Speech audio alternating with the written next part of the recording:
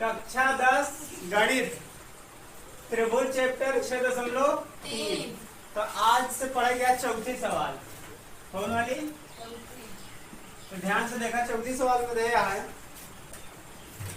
आकृति 6.36। ये आकृति कौन है? 6.36 में क्यू आर बटा ओ एस बराबर है क्यू टी बटा पी आर और कोण एक कोण दुई बराबर है। तो सिद्ध कीजिए कि पी क्यू एस सिद्ध क्या करना है? सिद्ध करना है। तो क्या सिद्ध करना है कि त्रिभुज पी क्यू एस ई का है अच्छा समरूप सिद्ध करेगा। त्रिभुज टी क्यू आर के आओ देखा जाए क्या सिद्ध करेगा। सिद्ध करेगा कि पी क्यू एस ढूंढा पी क्यू एस कहाँ बा? क्या बा? पी क्यू एस छोटा वाला त्रिभुज बनता है क्या? बोलो।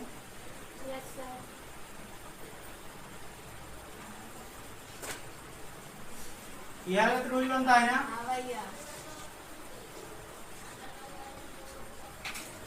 पी क्यू एस एक त्रिभुज में बन गया है। अब इस त्रिभुज में हम क्या सिद्ध करेंगे? कौन त्रिभुज से टी क्यू आर बड़ा वाला बन दिखा। टी क्यू आर बड़ा वाला बनी ना? मतलब कि एक कोनो काम नहीं आएगा नहीं है। लेकिन समझेंगे हम कुछ देर खातिर का हटा देते हैं। तो अपने लोग तो सिद्ध करेंगे कि ई वाला कोण ई वाला त्रिभुज और बड़का वाला त्रिभुज का है समरूप। तो उसके लिए ई वाली भुजा बटा छोटी भुजा या तो पूरी भुजा, फिर ई वाली भुजा बटे में बड़की भुजा या छोटी भुजा हो चाहिए ना। तो एम का दिया क्यू आर बड़ी वाली भुजा दिया है बटा क्यू एस छोटी वाली भुजा दिया है। क्यों कहती बड़ी वाली भुजा बटे छोटी वाली भुजा देखते क्यू टी दिया बटा क्यू पी। ओहो क्यू पी नहीं दिया, क्यू पी दे तो काम हो जाता है ना।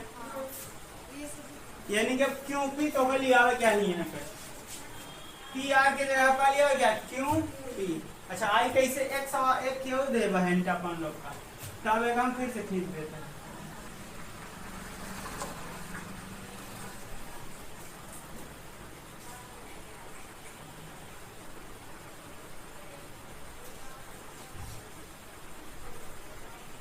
इतना समझ में आता है। तो एमा कहा था कोण एक कोण दुई के बराबर है। तो ध्यान से देखा तो कोण एक ही वाला है, कोण दुई ही वाला है। और अगर ये वाला भुजा ना होता एक त्रिभुज देखा था क्या? कोण एक और कोण दुई वाला कौन त्रिभुज दिखाई? अगर वही एक एक कोण बराबर है भुजो बराबर हुई कोण दो बराबर है तो आमने सामने भुजा का होता बराबर। तो कोण के एक के सामने वाली भुजा एन मिली का पी आर यद मिली भाई। अगर कोण बराबर है तो कोण एक के सामने भुजा कौन है? P R. तो भुजा जो पी आ रहा है वो बराबर हो जाए कोण दुई के सामने वाली भुजा। कोण दुई हटे एक के सामने वाली भुजा ही बनी का भेजे में मन चल दो दुई के सामने यह भुजा देखा काहे नहीं लेते है। तो कोण एक और कोण दुई जहां हो वाला त्रिभुज लेके हमका। तो कोण एक यहाँ है कोण दुई यहाँ है तो ऐसे मिलकर ये वाला त्रिभुज बनी ना। समझ में आता है? जब ये वाला त्रिभुज बनता है तो इनका हम काहे ले ना। समझ में आता है? तो बड़ा वाला त्रिभुज हमका बीच वाला लेगा है तो ये वाली भुजा नहीं लेगा। तो दुई के सामने आए कौन? Q P. तो पी आर के बराबर का हो जाए क्यू पी। काहे लिए बराबर हो? काहे की समान कोण के सम्मुख भुजा समान होती है।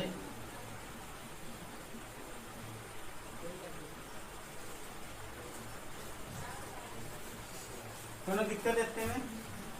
Very good. तो जहां पी आ रहा है क्यू पी लिख सके दिखा या देखा पी आर यहाँ है ना, इनके साथ का लिख सके थे तो लिखा आता है क्यू आर बटा क्यू एस बराबर क्यू टी बटा पी आर के जगह क्यू आर लिख देवे, क्यू टी लिख देवे।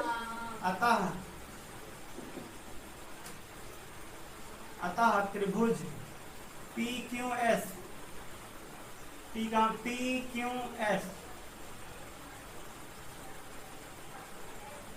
इस सर्वांग समरूप हो जाए, समरूप हो जाए त्रिभुज टी क्यू आर के।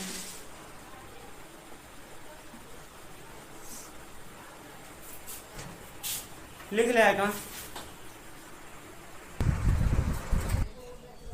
देखा पांचवी वाली है पी क्यू आर एक त्रिभुज है, एक कहा है त्रिभुज बना दे, त्रिभुज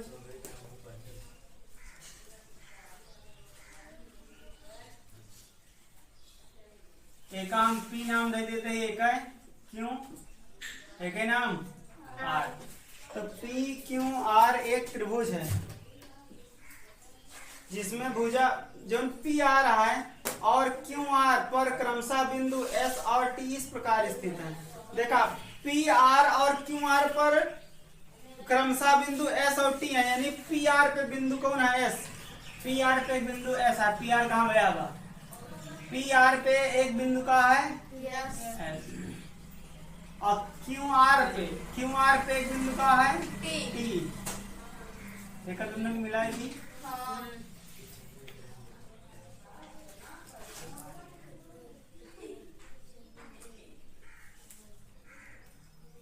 एक बिंदु टी।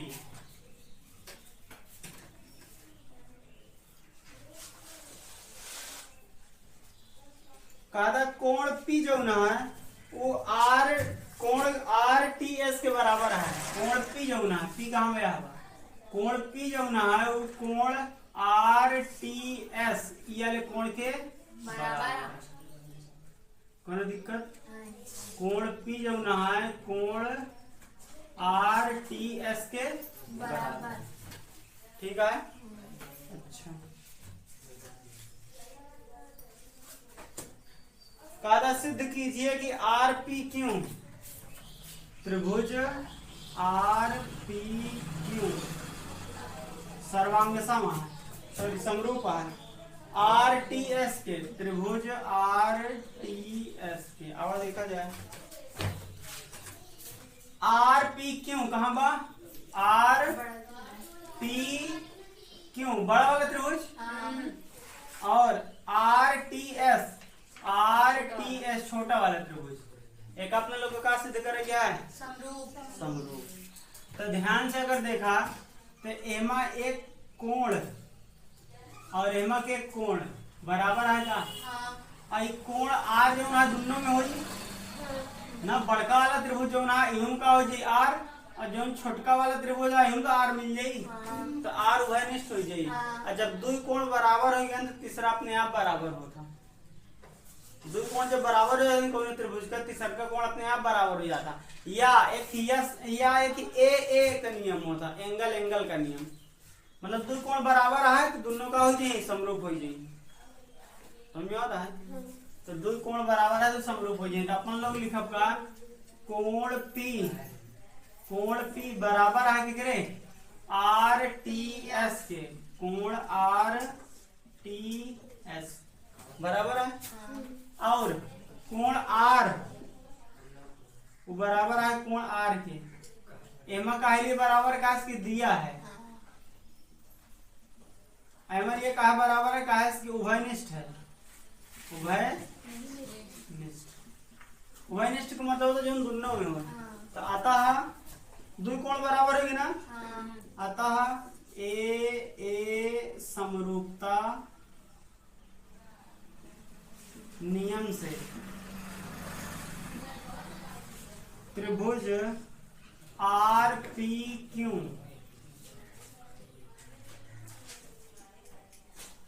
का है समरूप के करे आर टी एस के।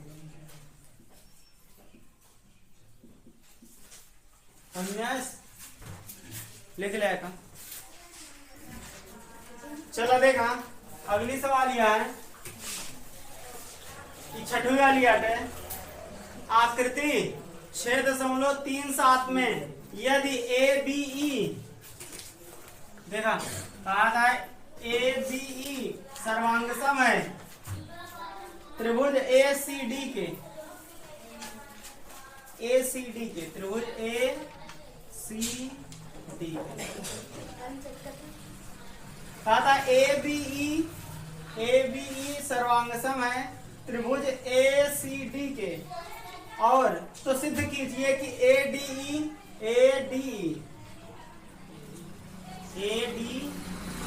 ई समरूप होगा ए बी सी के। चलो आओ देखा, ध्यान से देखा तो कहा था ए बी ई, तो कहा मिली ए बी ई, मतलब कि ई वाला त्रिभुज बनता है।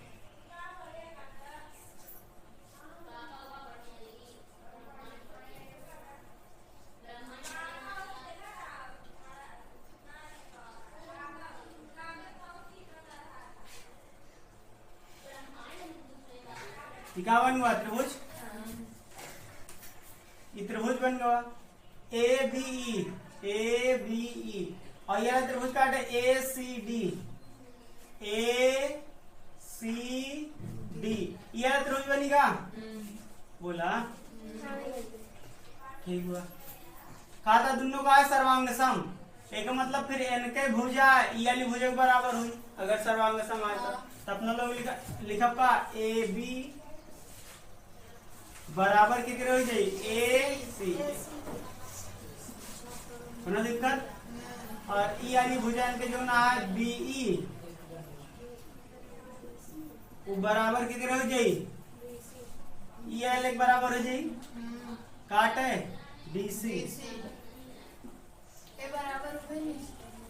हाँ ए ई जो ना है उभयनिष्ठ है, ए ई उभयनिष्ठ है।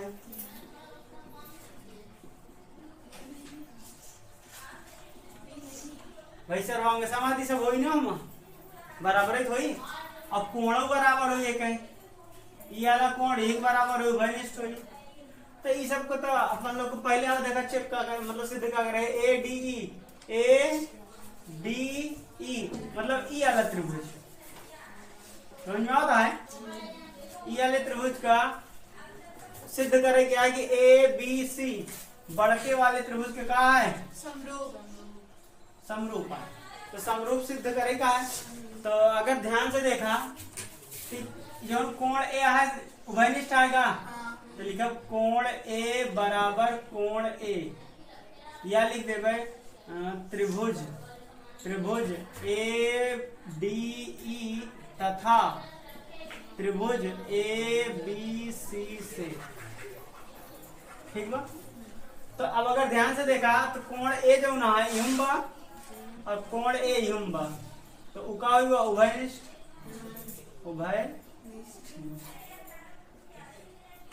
कोई दिक्कत, बहुत अच्छा। और इनके ए बी, इनके भुजा जो ए बी है कोई दिक्कत, वो बराबर है किधरे ए सी के, तो का ये बटन मुझे इधर बोला तो ये ए बी बटा ए सी बराबर एक हो जाए, कहते कैसे एक हो गया, यहाँ गुणा होई तो का हो जाए बटन, तो हम से बटन हो जाए एक बची, तो ए बी बटा ए सी हो गया। अच्छा तो बटे में ना हो चाहिए, तो ध्यान से देखा था कि जो ए ई है वो कितने बराबर हो जाए ए डी बराबर हो जाए, ए डी बराबर हो जाए, दिक्कत। तो हम लिख देगा ए ई है जो वो बराबर है ए डी के, क्यों भी बटा मार दीजिएगा, तो ए ई बटा ए डी बराबर एक हो जाए। ये समीकरण नंबर एक, ये समीकरण नंबर, तो लिखिए समीकरण एक का मान, समीकरण एक का मान 2 में रख दिया। तो जहाँ ए कहा है इनके जगह लिया के इनका रख सकी थी, बोला कि जे ए बी बटा ए सी बराबर है, या इसे लिख दिया ए ई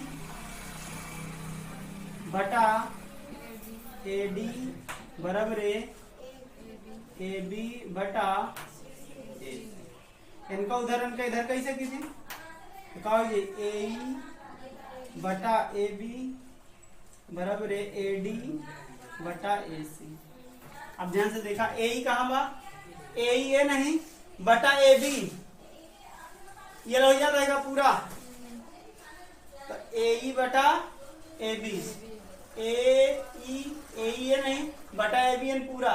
तो का एन एन के बराबर नहीं है ना। अच्छा फिर एक कहा है ए डी एन बटा में ए सी।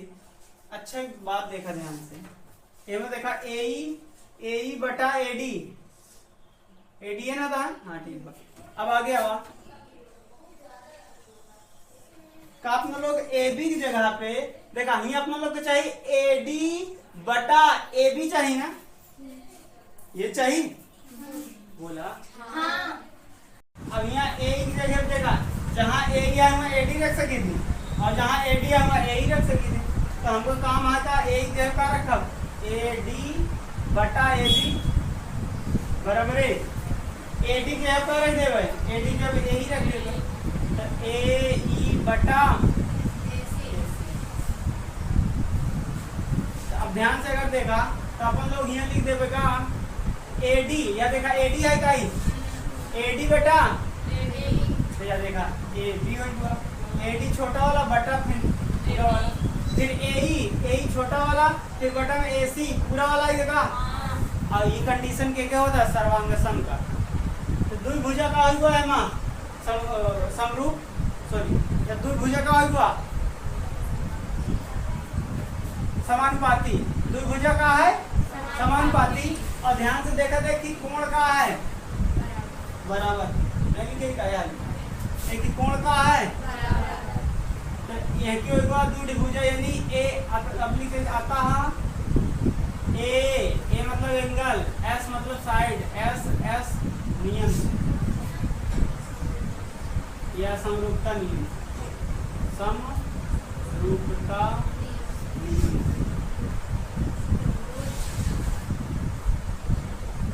त्रिभुज ए डी ई समरूप हो जाए त्रिभुज ए बी। लिख लिया, बाकी के लिए कल